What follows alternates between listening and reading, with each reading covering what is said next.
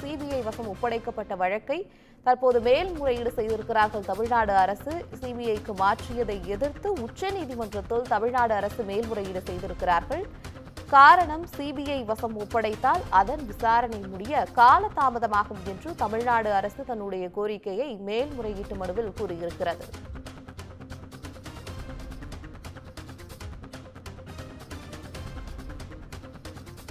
கள்ளக்குறிச்சி விஷச்சாராய வழக்கை சிபிஐக்கு மாற்றியதை எதிர்த்து தற்போது தமிழ்நாடு அரசு உச்சநீதிமன்றத்தில் மேல்முறையீடு செய்திருக்கிறார்கள். அதை அண்மை செய்தியாக பார்த்து வருகிறோம்.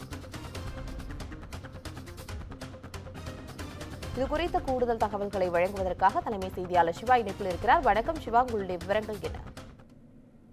பவித்ரா, கள்ளக்குறிச்சி கள்ளச்சாராயம் குறித்து உயிரிழந்தவர்களுடைய எண்ணிக்கை என்பது 68ஆக இருந்த நிலையில இந்த விவகாரம் தொடர்பாக தமிழ்நாடு காவல்துறை விசாரிக்க கூடாது, சிபிஐ தான் விசாரிக்க வேண்டும் என்று சென்னை உயர்நீதிமன்றத்தில் ஒரு வழக்கு தொடுக்கப்பட்டிருந்தது.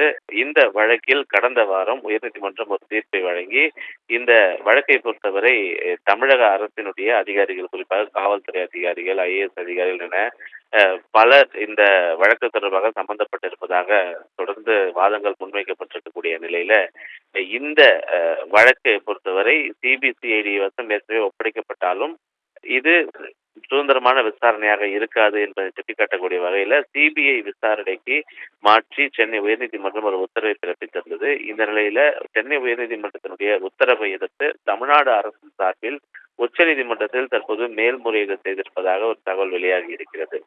ஏற்கனவே தமிழ்நாடு அரசு தங்களுடைய பல்வேறு வாதங்களை உயர்நீதிமன்றத்தில் தெரிவிக்கும் போது இந்த விவகாரம் தொடர்பாக அந்த மாவட்டத்தினுடைய எஸ்பி மீது அப்போதே நடவடிக்கை எடுக்கப்பட்டிருந்தது, அந்த மாவட்ட ஆட்சியர் மீது நடவடிக்கை எடுக்கப்பட்டிருந்தது. சம்பந்தப்பட்ட அந்த கள்ளச்சாராயம் விற்பனை நடந்ததாக சொல்லப்பட்ட அந்த பகுதிக்கு அருகிலேயே இருந்த காவல் நிலையத்தில் இருக்கக்கூடிய அதிகாரிகள் மீது நடவடிக்கை எடுக்கப்பட்டிருந்தது. எனவே இந்த விசாரணை என்பது முழுமையாக சுதந்திரமான முறையிலேயே நடைபெற்று வருகிறது. காவல்துறை அதிகாரிகளாக இருந்தாலும் அவர்கள் எவ்வித ஆதாரங்களும் இல்லாமல் அவர்கள் தப்பவிட மாட்டோம் என்பது தொடர்பான ஒரு வாதங்களை தமிழக சார்பாக முன்வைக்கப்பட்டிருக்கு. எனவே இதனைதான் சிபிஐ விசாரிக்க வேண்டாம், சிபிசிஐடி முறையான விசாரணை மேற்கொண்டு வருகிறது என்று தமிழ்நாடு அரசின் வாதங்கள் எல்லாம் தொடர்ந்து உயர்நீதிமன்றத்தில் தெரிவிக்கப்பட்டு வந்தாலும் உயர்நீதிமன்றம் அதனை ஏற்றுக்கொள்ளாமல் சிபிஐக்கு மாற்றியிருக்கக்கூடிய நிலையில சிபிஐக்கு மாற்றியதை எதிர்த்து உச்சநீதிமன்றத்தில் தமிழ்நாடு அரசு தற்போது மேல்முறையீடு செய்திருக்கிறது.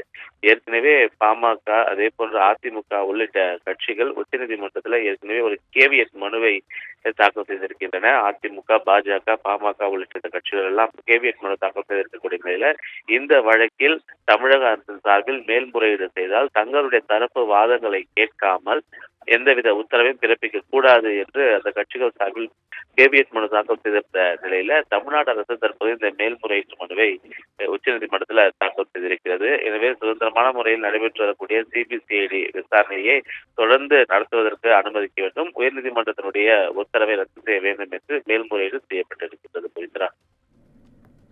தகவலுக்கு நன்றி சிவா.